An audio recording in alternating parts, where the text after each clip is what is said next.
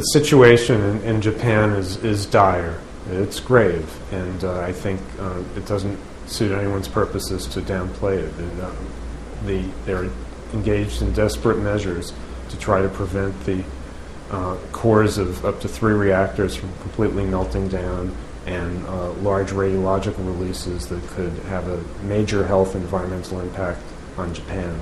If there's a large-scale radiological release, then within tens of kilometers, people would be at risk for acute radiation exposure. That is, radiation exposures that are so high that you would see immediate and potentially life-threatening effects.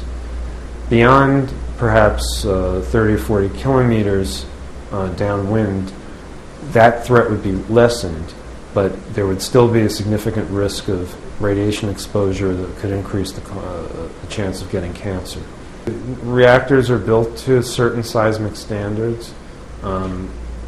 It's very expensive especially to retrofit a reactor for increased seismic standards, and it seems pretty clear that this was an event that should have been anticipated, and the outcome indicates that the impact was not fully understood on these reactors, and therefore I would say it was a failure of Japan to treat its nuclear program with the level of care that it deserved.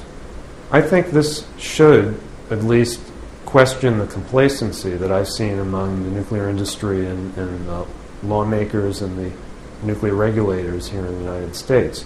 I think given Chernobyl and 3 Mile Island receded in the distance, people forgot about them and they started to assume that nuclear power was safe and it couldn't happen again. I think this will force a fresh look at the risks of nuclear power and whether or not the standards that were put in place for new reactors are adequate. I think they're not.